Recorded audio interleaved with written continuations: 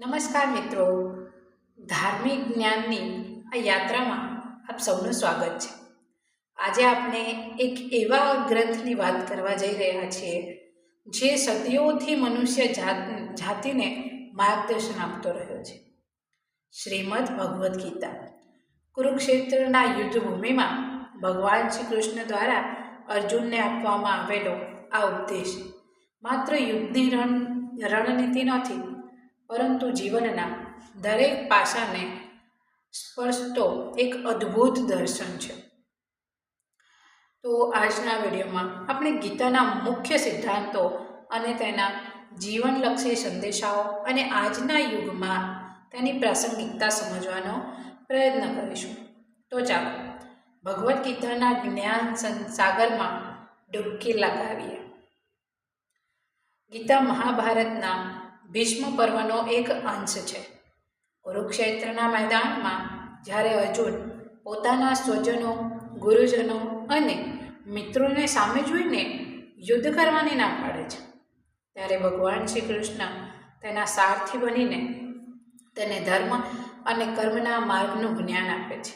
અર્જુન માત્ર એક પાત્ર નથી, તે આપણા બધાનું પ્રતિનિધિત્વ કરે છે, જે જીવનમાં સંઘર્ષોમાં મૂંઝવણ અને દીર્ઘા અનુભવે છે. ગીતાના મુખ્ય સિદ્ધાંતો: કર્મયોગ, નિષ્કામ કર્મ.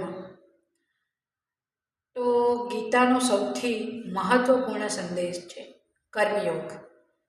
શ્રી કૃષ્ણ અર્જુનને કહે છે, કર્મ કર, ફળની આશા રાખ્યા વિના.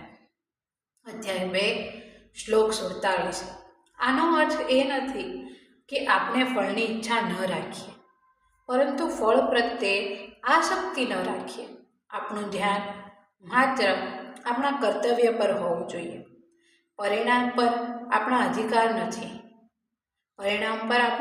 નથી, પરંતુ કર્મ પર અવશ્ય છે.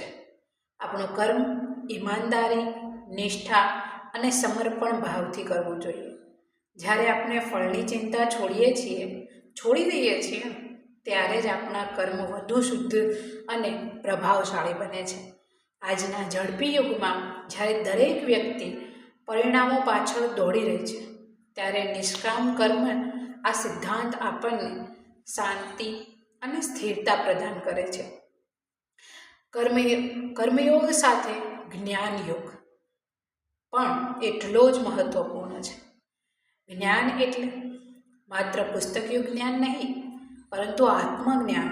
હું કોણ છું, આ જગત શું છે, મારો આત્મા અને પરમાત્માનો સંબંધ શું છે, આવા પ્રશ્નો ઉત્તરો મેળવવા તે જ્ઞાન યોગ છે.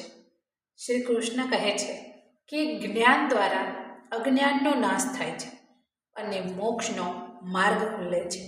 અધ્યાય 4, શ્લોક 34. જ્ઞાન આપણને સાચા ખોટાનો ભેદ પારખવામાં મદદ કરે છે અને આપણને મોહ માયામાંથી મુક્ત કરે છે. ધ્યાન અને મનન દ્વારા આપણને આત્મજ્ઞાન કરી શકીએ છીએ. ભક્તિયોગ, ઈશ્વર પ્રત્યે સમર્પણ. ગીતા ભક્તિના માર્ગને પણ સર્વોચ્ચ માને છે. ભક્તિયોગ એટલે ઈશ્વર પ્રત્યે સંપૂર્ણ શ્રદ્ધા અને સમર્પણ. શ્રી કૃષ્ણ કહે છે કે જે ભક્ત મને અનન્ય ભાવથી ભજે છે, હું તેને મોક્ષ પ્રદાન કરું છું. અધ્યાય 9, શ્લોક 34. ભક્તિ કોઈ પણ સ્વરૂપમાં હોઈ શકે. પૂજા, કીર્તન, ધ્યાન કે માત્ર પ્રેમ ભાવથી ઈશ્વરને યાદ કરો. ભક્તિ આપણા મનને શાંતિ આપે છે અને આપણને સકારાત્મક ઉર્જાથી ભરી દે છે. તે આપણને જીવનના મુશ્કેલ સમયમાં પણ આશા અને શ્રદ્ધા ટકાવી રાખવામાં મદદ કરે છે. સ્થિત પ્રજ્ઞતા, સમત્વ ભાવ. ગીતાનો એક બીજો મહત્વનો સિદ્ધાંત છે સ્થિત પ્રજ્ઞતા. એટલે કે સુખ દુઃખમાં, માન અપમાન, લાભ હાનિ, આ બધામાં સમત્વ ભાવ રાખવો. અધ્યાય 2, શ્લોક 56. એક સ્થિત પ્રજ્ઞ વ્યક્તિ હંમેશા શાંત અને સ્થિર રહે છે.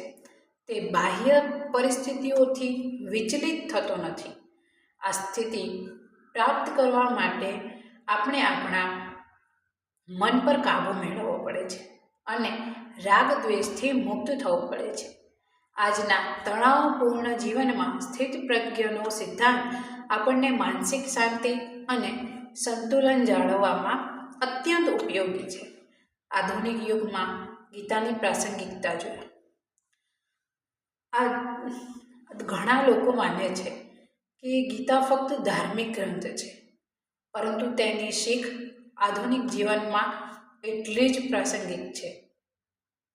તણાવ વ્યવસ્થાપન જોઈએ તો કે કર્મનો સિદ્ધાંત, નિષ્કામ કર્મનો સિદ્ધાંત, પરિણામોની ચિંતા છોડી દઈએ છીએ. નિર્ણય લેવાની ક્ષમતા, જ્ઞાન યોગ આપણને સાચા ખોટાનો ભેદ પારખવામાં મદદ કરે છે, જેથી આપણે સારા નિર્ણયો લઈ શકીએ. સંબંધોમાં સુધારો, ભક્તિ અને પ્રેમનો સંદેશ આપણને અન્ય લોકો સાથેના સંબંધોમાં સુધારવામાં મદદ કરે છે. નેતૃત્વના ગુણ, શ્રી કૃષ્ણ દ્વારા અર્જુનને અપાયેલું માર્ગદર્શન ઉત્તમ નેતૃત્વના ગુણો શીખવે છે. આત્મવિશ્વાસ તો કે આત્મજ્ઞાન આપણને અંદરથી મજબૂત બનાવે છે અને આત્મવિશ્વાસ વધારવામાં મદદ કરે છે. ગીતા કોઈ ધર્મ વિશેની વાત નથી કરતી, તે માનવ ધર્મની વાત કરે છે. તે આપણને એક સંતુલિત, શાંતિપૂર્વક, પૂર્ણ અને સાર્થક જીવન જીવવાનો માર્ગ બતાવે છે. જો આ વિડીયો તો મિત્રો, આ હતી શ્રીમદ્ ભગવદ્ ગીતાના કેટલાક મુખ્ય સંદેશોની એક ઝલક. તો આ મહાન ગ્રંથને સંપૂર્ણ રીતે સમજવો શક્ય નથી, પરંતુ મને આશા છે કે આ વિડીયો મેં સમજાવ્યો નથી, પરંતુ મને આશા છે કે આ વિડીયો તમને ગીતાના મૂળ સિદ્ધાંતોને સમજવામાં મદદરૂપ થયો હશે. ગીતા આપણને શીખવે છે કે જીવન એક યુદ્ધભૂમિ છે, જ્યાં આપણે દરેક ક્ષણે આપણા મન સાથે, આપણી ઈચ્છાઓ સાથે અને બાહ્ય સંજોગો સાથે લડવું પડે છે. પરંતુ આ યુદ્ધમાં આપણે કેવી રીતે વિજયી બની શકીએ તે ગીતા આપણને બતાવે છે. યાદ રાખો, યોગ કર્મશુ કૌશલમ, યોગ કર્મશુ કૌશલમ. કર્મમાં કુશળતા જ યોગ્ય છે. તમારા કર્તવ્યને નિષ્ઠાપૂર્વક નિભાવો, ફળની ચિંતા છોડી દો અને ઈશ્વર પર શ્રદ્ધા રાખો. આ જ ગીતાનો સાર છે. આપને આ વિડીયો કેવો લાગ્યો કોમેન્ટમાં જરૂર જણાવજો, અને જો તમે આવા વધુ વિડીયો જોવા ગમતા હોય તો અમારી ચેનલને સબસ્ક્રાઈબ કરવાનું ભૂલશો નહીં.